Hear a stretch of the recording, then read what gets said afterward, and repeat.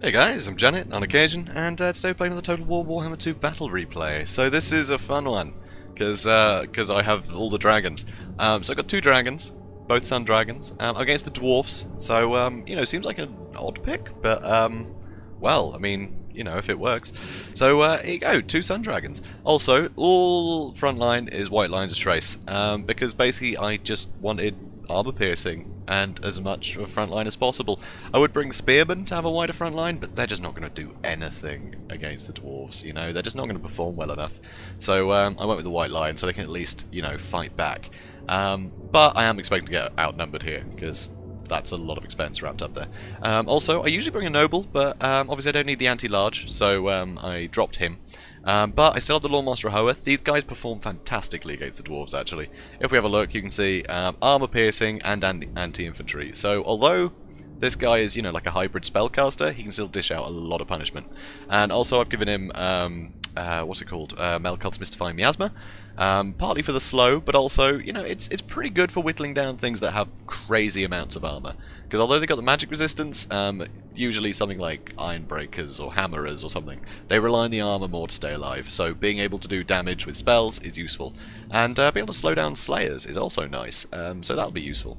And also, Earthblood, so I can heal people, which is, you know, a must with such an atrocious fight as, you know, you always have with the dwarves. So yeah, a bit of healing's great. Also, I've got Tyrion. Bit of a mistake actually, I put him on a horse, I didn't mean to. But he's on a horse, so at least he can run away from things if need be. You know, he'll definitely be faster than any dwarfs. So so that's okay. And I've also got one unit of archers. Obviously archers, not a lot of armor piercing or anything, but I'm just going to have these pointed at Slayers the entire time. Because I want to kill as many Slayers as possible, basically. Because, yeah, I want these dragons to be able to run around and do whatever they like. And if Slayers are constantly chasing them around, it's going to limit what I can do with the most expensive part of my army. So, yeah, so the one unit of cheap archers, just to do some damage to Slayers, I think is a good shout. So, if we go over here, so as you can see, I'm massively outnumbered. Now, this is an interesting one, because this is all infantry, no ranged. It's rather novel, and only one unit of Slayers. So that's great for me. But you see he's got Longbeards on the front line with some Ironbreakers, some more, 3 units of Ironbreakers in fact, that's a lot of Ironbreakers. Also he's got more Longbeards on the sides, in the back there he's got some Longbeards with great weapons, he's also got some Hammerers, got some more Hammerers over here, and he's got the Warriors of Dragonfire Pass. The Warriors of Dragonfire Pass actually perform fantastically against sort of spearmen and things like that. They will chew through infantry with their like anti-infantry bonus, they do very formidably actually. Also, he's got Ungrim Iron Fist. So this is why I didn't want to bring Tyrion on a horse. Ungrim, I also have to watch out for him. He will do a lot of damage to the dragons. But yeah, it's great to have Ungrim, I think, against the High Elves. Because, well, yeah, I mean, there's so many really dangerous large targets. You know, dragons and, well, more dragons, dragon princes, just dragon-related things. But also phoenixes, stuff like that. There's a lot of, and chariots, you know, there's a lot of dangerous big things that, you know, are going to be a bit of a pain for the dwarves to deal with, so Ungrim will do great there. He's got huge anti-large bonus, and he's unbreakable as well, so there's no going to be chasing him off. So that's pretty great. So let's speed things up. So basically I realised there's Slayers on this side, but not on this side, so I sent my dragons over there. I know, cheesy, right? Anyway, so what I'm doing with these guys is I'm actually sending them over here, right, to attack just this side, and I'm going to let them try and collapse on me. Around the back, because dwarves are quite slow, so he's not going to put the time to try and go right around me, and if he does, I would have probably broken through this line first, you know, by the time he does a complete charge around me. And to make it more difficult for him to do that, I charge in initially with my dragons here, do a bit of damage. So, so that's going to work out quite well. And you can see I'm shifting to this side, and I'm going to pick the archers, they're going to be shooting at the Slayers. So that's good, you can see he's sending the Slayers over to try and deal with the dragons. So I've done a bit of damage, you know, to the Longbeards. I haven't really taken much, but I've slowed them down a lot.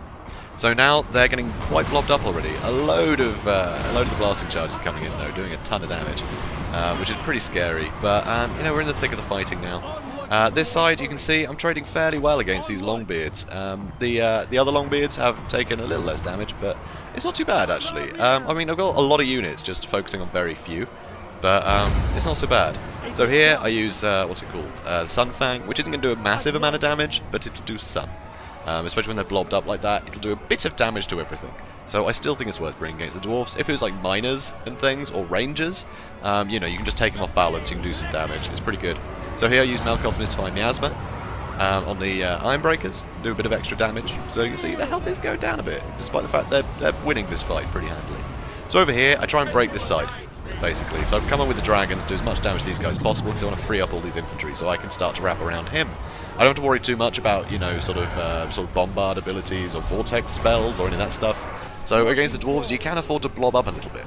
So it's not so bad, actually. One advantage with the dwarves blobbing up is obviously they get buffs from, you know, their heroes and then quite a lot.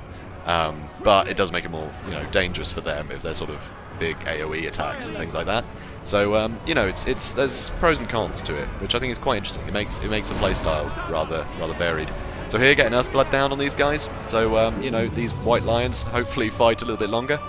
These guys are doing great though against these Longbeards, and the dragons really helped. I mean, how are they doing at the moment? So 16 and 15 kills, not a huge amount, but brilliant flame attack in here. That's going to do fantastically. You can see us put them up to 50 kills, and this is mostly Ironbreakers.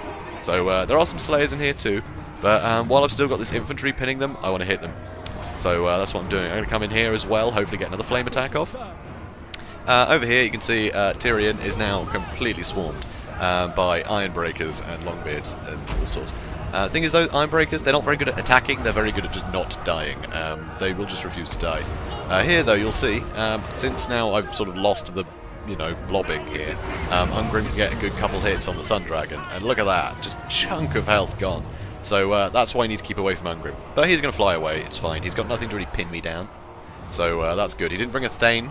A Thane would have been really useful for the Tormentor Sword to, you know, just stop these guys from escaping when they land. But look at that, half his health gone. Half of the Sun Dragon's health is gone already. So here, I'm going to try and break these guys again. They look like they're going to break soon. So, you know, get another nice charge in there. And also, I wheeled the archers around. I got them away, so that way I could start firing in again. Because I didn't want them to get caught. You know, just free kills for the enemy if I let them get caught. And I'm going to be able to outrun them. You know, dwarves are slow. So now I can bring these white lions back in, which is good, so get them in the rear, so that's always good.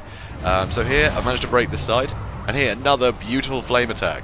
So soon, Ungrim will actually get in contact with Tyrion, and I'll use him as my sort of anchor point for breath attacks, which is hilarious. So he'll come in there, he's always right in the middle. Sometimes, because basically it focuses on the flags, and you can see a lot of the flags are right on the edges, so it can be quite difficult to pick a target sometimes. So another Sunfang goes down there, so more HP damage coming down.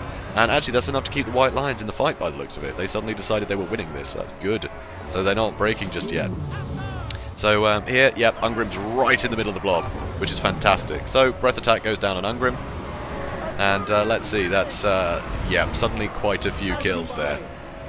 Quite a few kills. And I'm pretty sure this guy's going to have his flame attack again in a minute. He's already on 96. So I send this one to try and break this line.